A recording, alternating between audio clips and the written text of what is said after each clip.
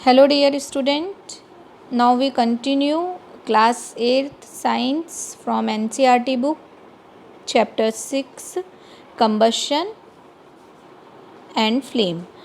हमने जो last video था उसमें हमने डिस्कस किया था कि what is the necessary for the combustion, कौन कौन सी कंडीशंस जो होती हैं वो कंबशन के लिए ज़रूरी होती हैं। तो हमने उसमें देखा था कि पहले वाली जो कंडीशन थी वो थी सप्लाई ऑफ एयर और दूसरी थी इग्निशन टेम्परेचर। यदि कोई भी ऑब्जेक्ट इग्निशन टेम्परेचर तक नहीं पहुंच पाता है तो वो जल नहीं सकता है, बर्न नहीं हो सकता है ना। किसी भी ऑब्जेक्ट या सब्सटेंस के बर्न होने के पहले उसके इग्निशन टेम्परेचर तक पहुंचना ज़रूरी होता है।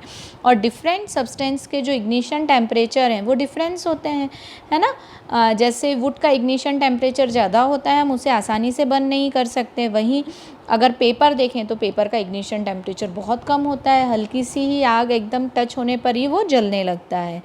तो अब ये जो है, यदि हम किसी भी सब्सटेंस के इग्निशन टेम्परेचर को कम कर दें तो वो जल नहीं पाएगा। We find that a combustible substance can not catch fire और burn as long as its temperature is lower than its ignition temperature.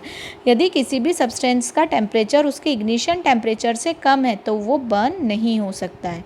Have you ever seen cooking oil catching fire when a trying pan is kept for long on burning stove. आपने देखा होगा कई बार, यदि cooking pan में या जो बर्तन वगैरह होता है उसमें आपने ऑयल रख दिया है, घर में मम्मी ने आपने नहीं रखा है और वो भूल गई रख के, तो वो उसमें भी आग लग जाती है ना। Kerosene oil and wood do not catch fire on their own and room temperature, but if kerosene oil is heated a little, it will catch fire. Kerosene oil जो है या फिर लकड़ी जो है वो ऐसे रखी हुई रूम टेम्परेचर पे नहीं जलती है, बट केरोसिन ऑयल को ज़रा सी भी हीट मिलेगी तो वो तुरंत बर्न होने लगेगा। फिर बट जबकि हम वुड को यदि थोड़ा सा करेंगे गर्म ऐसे तो वो आसानी से जलेगा नहीं। तो क्या मतलब हुआ, जो ignition temperature of kerosene oil is lower than that of wood. जो इग्निशन टेम्परेचर है केरोसिन ऑयल का वो वुड से कम है। Does it mean that we need to take special care in storing kerosene oil. Yes, हमें फिर इसीलिए ज़्यादा ध्यान रखना पड़ता है केरोसिन ऑयल को स्टोर करते वक्त। क्यों? क्योंकि उसका जो इग्निशन टेम्परेचर है वो एज़ कम्पेयर टू वुड जो है या दूसरे सब्सटेंस से बहुत कम है और वो तुरंत जलने लगता है। The following activity show that it is essential for a substance to reach ignition temperature to burn. ये एक एक्टिविटी जो है वो ये बताएगी कि किसी भी सब्सटेंस के जो बर्न होने के लिए इग्निशन टेम्परेचर तक पहुंचना बहुत ही ज़रूरी है। ये एक्टिविटी मुझे बहुत ही पसंद है, हर साल मैं क्लास में ज़रूर परफॉर्म करवाती थी ये एक्टिविटी। इस साल भी यदि क्लासेस लग रही होती तो मैं आपको ये एक्टिविटी ज़रूर करवाती। बहुत ही मज़ेदार और इस कॉन्सेप्ट को समझने के लिए बिल्कुल सही एक्टिविटी है। देखिए इसमें क्या किए गए हैं, दो कागज़ के कप बनाए गए हैं, पेपर कप बनाए गए हैं, है ना। ये पेपर कप बनाए गए हैं, एक में पानी भर दिया गया है और दूसरा बिल्कुल खाली है। अब यहाँ पर दोनों को ही हीट किया जा रहा है, तो आप पहले में देखेंगे जैसे ही आप हीट करेंगे वो तुरंत जलने लगेगा, है ना। दूसरे में क्या हो रहा है, due to the presence of water, जो पेपर का इग्निशन टेम्परेचर है वो उस तक पहुँच ही नहीं पाएगा।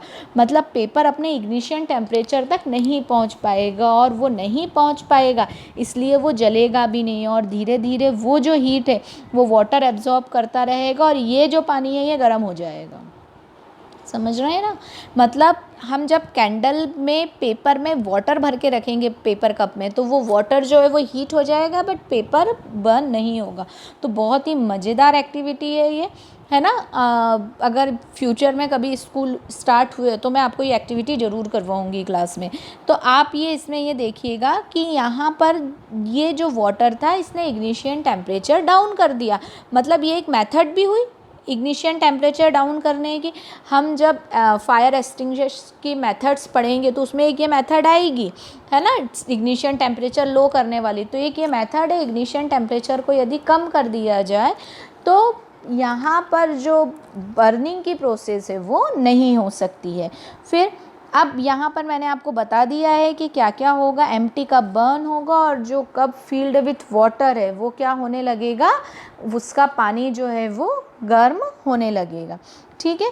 अब यहाँ पर देखिए, can you think of A explanation, ये भी बता दिया है क्यों होने लगा, क्योंकि जो हीट पेपर कप को मिल रही थी, है ना, वो सप्लाई पानी में होती जाएगी। कंडक्शन हमने पढ़ा था लास्ट ईयर, हीट वाला जो चैप्टर था 7th में, तो कंडक्शन के थ्रू वो जो हीट है वो वाटर को मिलेगी और उसके कारण पानी जो है वो गर्म होता रहेगा। ठीक है। अब the substance which have very low ignition temperature and can easily catch fire with a flame are called inflammable substances. ऐसे सब्सटेंस जिनका इग्निशन टेम्परेचर बहुत कम होता है और जो आसानी से बर्न होने लगते हैं, इनफ्लेमेबल सब्सटेंस कहलाते हैं। एग्जाम्पल देखिए इनफ्लेमेबल सब्सटेंस का, पेट्रोल, अल्कोहल, एलपीजी, है ना, ये सब जो है ये एग्जाम्पल है इनफ्लेमेबल सब्सटेंस के, जिनका मतलब टेम्परेचर बहुत ही कम होता है और जो आसानी से बर्न हो जाते हैं। आज जो है हमारा ये कंडीशंस जो है हमने देख ली। अब नेक्स्ट उसमें हम जो है वीडियो में देखेंगे, या नेक्स्ट जो हमारा लेक्चर होगा उसमें हम देखेंगे how do we control fire. आप इतना ध्यान से देखिए, इसमें कोई भी डाउट हो तो पूछिएगा। मैंने इग्निशन टेम्परेचर को आपको एक्सप्लेन किया है और इनफ्लेमेबल सब्सटेंस को।